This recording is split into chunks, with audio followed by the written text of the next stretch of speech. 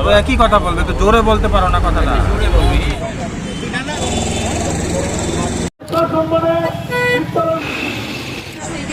শিক্ষক joint movement কমিটির পক্ষ থেকে আজকে আমরা মানববন্ধন কর্মসূচির ডাক দিয়েছিলাম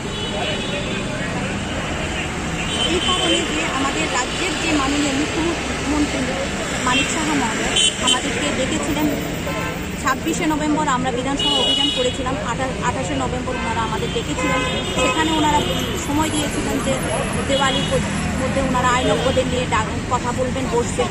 তারপর ওনারা বসেছেন, আইনজ্ঞদের নিয়ে বসেছেন। আমাদের পক্ষ থেকে একজন লিগ্যাল অ্যাডভাইজার পাঠানোর কথা বলেছেন, একজন গেছেন, কিন্তু ওনারা তখনও কোনো সিদ্ধান্ত দিতে পারেননি। পরবর্তী সময়ে 22শে নভেম্বর 22শে নভেম্বর ওনারা ডেকেছিলেন, আমাদের একজন লিগ্যাল অ্যাডভাইজার গেছিলেন, কিন্তু সেখানে কোনো রকম সিদ্ধান্ত ওনারা দিতে পারেননি। সেকেন্ড ফেজে ওনারা বসবেন বললেন।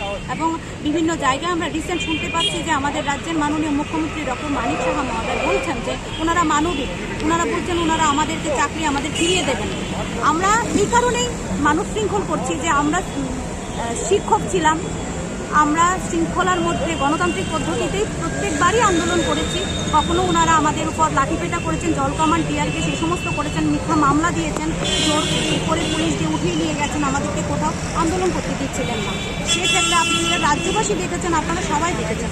আজকে মিডিয়ার মাধ্যমে আমরা রাজ্যের সরকার প্রধানকে আমরা এই বার্তা দিতে চাই। আপনারা বলেছিলেন সেকেন্ড ফেজে আইনজ্ঞদের নিয়ে বসবেন, আপনারা বসুন, বসে আমাদের ব্যাপারে আপনারা বলেছেন আপনারা মানবিক, আপনারা চেষ্টা করছেন, অবশ্যই আপনাদের চেষ্টা সফল হোক। আমরা বলবো আপনারা কয়েকদিনের মধ্যে আমাদের জন্য সিদ্ধান্ত নিন, ইতিবাচক সিদ্ধান্ত নিন, আমাদের চাকরি আমাদের ফিরিয়ে দিন।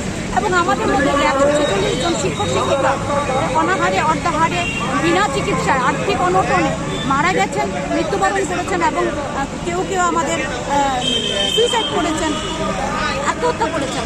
সেই ক্ষেত্রে আমরা বলবো যে সেই পরিবারগুলো অনাথ হয়ে গেছে, সেই পরিবারগুলোকে বাঁচানোর দায়িত্ব কিন্তু সরকার আপনাদের।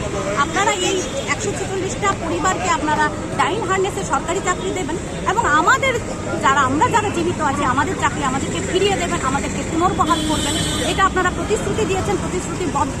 আমরা এই মানব শৃঙ্খল থেকে আপনাদের মানবতাকে জাগাতে চাই। আপনারা কতটুকু মানবিক সেটা আপনারা 2 দিনের মধ্যে আমাদেরকে দেখাবেন। রাজ্য সরকার এটা দৃষ্টান্ত দেবে, সেটা আমরা আজকে মানব শৃঙ্খল থেকে আপনাদের কাছে দাবি করছি, আমাদের চাকরি আমাদের ফিরিয়ে দিন। যদি আপনারা সিদ্ধান্ত না নিচ্ছেন তাহলে কিন্তু আমরা 13, 14, 15 ডিসেম্বরের মধ্যে আবারও আমরা মহাকরণমুখী হব, এবং আমরা রাজ্য সরকার প্রধানের কাছে আমরা জবাব চাইতে আসবো যে আমাদের চাকরির কী হলো, আপনারা প্রতিশ্রুতি দিয়ে এখন পর্যন্ত কী করছেন। সেক্ষেত্রে আমরা চাকরির দাবিতে আবারও আমরা মহাকরণ